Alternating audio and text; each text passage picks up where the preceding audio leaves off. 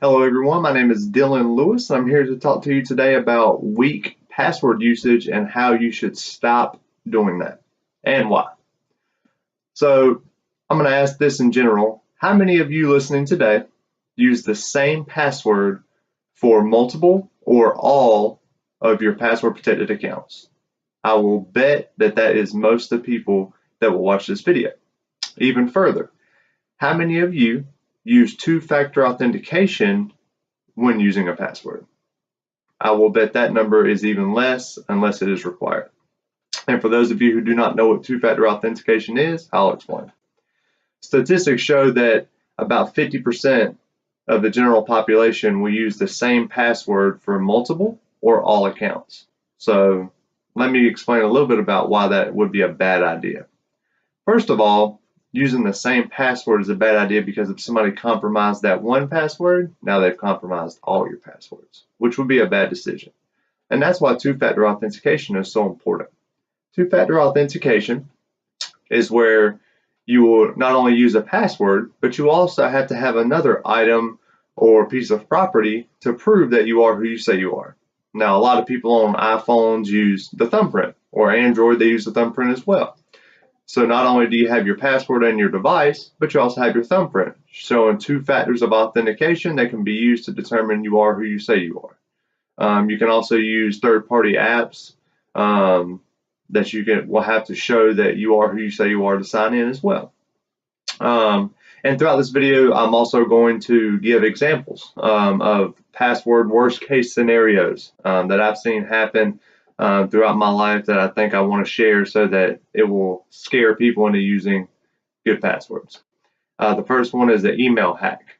And what that means is somebody had their email account password stolen or they had it hacked from them. So what this in turn did was give that person access to their email. Now, a lot of people would even say, well, I don't use my email. A lot of stuff that goes there is just junk anyway. And that's fine. And that's probably true.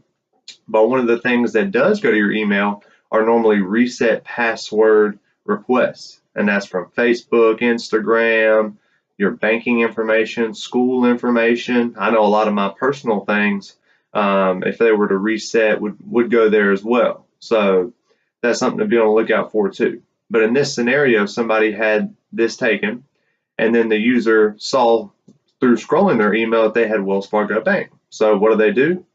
They go to the banking website, say forgot ID.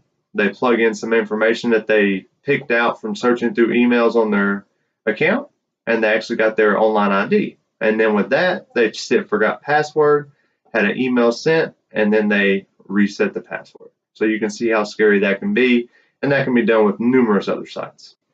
Now, some may ask what a strong password is. General guidelines will say that that is a password that is between 15 or more characters, and within those characters it's going to include uppercase letters, lowercase letters, special characters, and for those of you who don't know what I'm saying there, exclamation points, periods, underscores, any of the symbols that are on your number line on your keyboard will do as well. But using a combination of all of these is a great way to create stronger passwords.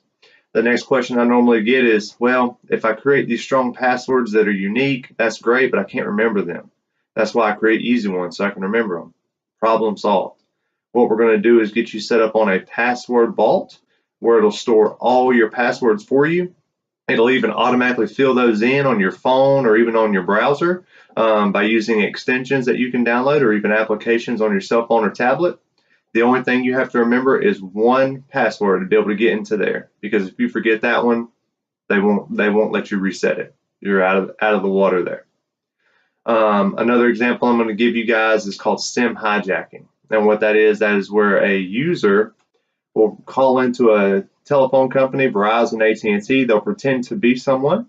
They'll actually say that they have a new SIM for their phone and they just want to get it switched. They'll switch the SIM in the phone. This has happened numerous times, by the way. Security with these phone carriers is absolutely terrible.